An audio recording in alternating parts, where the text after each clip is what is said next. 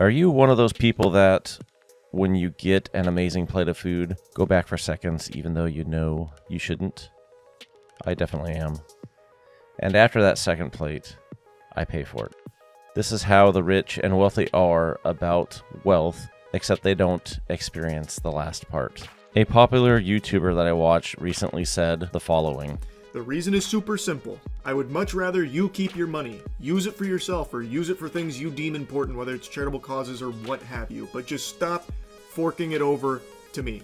When was the last time we heard any company say something like that? I honestly can't think of a time. That sent me down this rabbit hole of comparing how capitalism worked in the 1950s versus how it works today in 2025. And when you line them up side by side, it paints a very clear picture of why so many Americans are struggling, even while corporations are posting record profits. Let's start by defining capitalism in each era. In the 1950s, capitalism was broadly understood as a shared system of prosperity. The model was called stakeholder capitalism, meaning a business existed to benefit everyone it touched. Its shareholders, yes, but also its employees, its customers, and the community it operated in. Success under this model wasn't just measured in quarterly profits, but in stability, loyalty, and public trust. CEOs often described their companies as social institutions with moral responsibilities and not just profit engines. It was common for an executive to say things like, "Our job is to provide fair wages, quality products, and a fair return to our investors." Now, fast forward to 2025, and capitalism has narrowed in definition. The dominant model now is shareholder capitalism, born out of a shift in the late 1970s and 80s when economist Milton Friedman popularized the idea that a company's only real responsibility is to maximize shareholder value. That idea changed everything. From boardrooms to business schools, the success of a company became synonymous with stock price growth. It's extremely difficult for me to visualize how profit distribution worked in the different eras. So I've taken the liberty of creating a couple of hypothetical successful American manufacturing companies, one in 1950 and the other in 2025. The first scenario is a company in 1950 earning about $100 million annually. Back then, profit margins were averaged around 6%. That comes out to be about $6 million in profit based on that $100 million annual revenue. Shareholders typically receive $1.5 million in dividends from that profit. Executives back then earned 20 to 30 times what the average worker made, and average employees earned about $5,000 per year. That income supported a family, a home, a car, and a vacation, usually all in one income.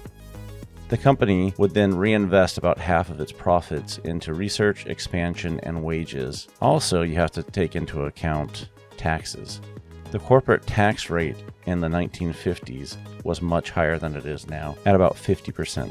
But companies still thrived because their growth model was long-term and sustainable. I think the real key, though, was wages grew alongside productivity.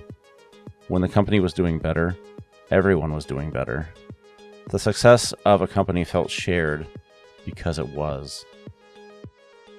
Now let's jump ahead to 2025 and visit our hypothetical company. Maybe a tech giant or a national retailer with $100 billion in annual revenue.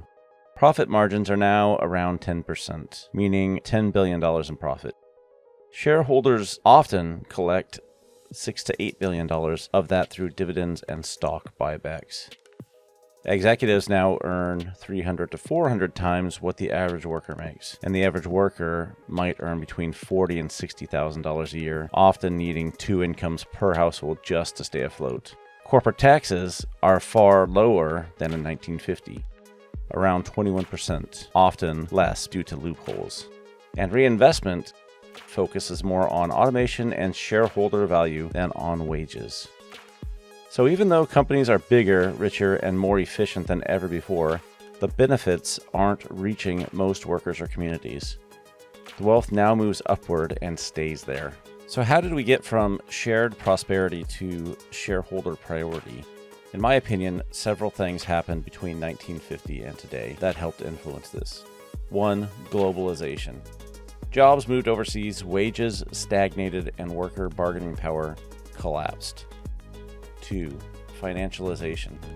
Companies shifted focus from making products to making profits through investments and financial instruments. 3. Tax policy. The top corporate and income tax rates fell dramatically, changing incentives for reinvestment. 4. Stock-based compensation. Executives began being paid mostly in stock, directly tying their income to short-term share price gains. 5. The decline of unions. In the 1950s, roughly 1/3 of all workers were unionized. Today, that number sits around 6%. The result? Instead of seeing workers as partners in success, they became costs to minimize. And when costs go down and profits go up, the gap between the two grows into the wealth divide we see today. Now let's take our imaginary 2025 company with that $100 billion in revenue and picture it as if it decided to run things with a 1950s mindset. Here's what it could look like. Profit margin would be 6%, or about $6 billion in profit. $1.5 billion would be paid out in dividends, stable but not excessive. Executives limited to 30 times the average salary, around $4 million per year instead of $40 million.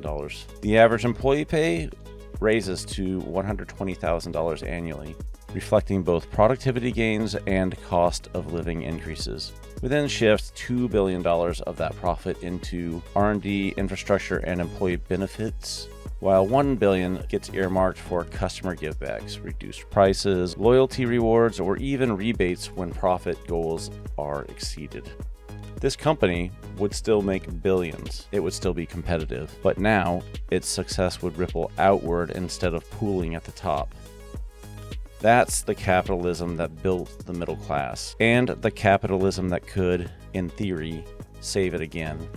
When you compare those two eras, the reason so many Americans are struggling becomes much more clear. The problem isn't that capitalism stopped working, it's that the definition of working changed. In the 1950s, capitalism was judged by how well it lifted everyone. In 2025, it is judged by how much it returns to shareholders. Or said another way, in 1950, a rising tide lifted all boats. Today, it mostly lifts yachts. In a country obsessed with growth, this one YouTuber said, enough. He wasn't rejecting capitalism, he just remembered what it used to be. A system built on fair exchange and not endless extraction. Maybe companies can't turn off monetization, but they can decide what enough looks like. And maybe, if enough of them did that, the American economy would start to feel like it used to. A partnership, not a competition.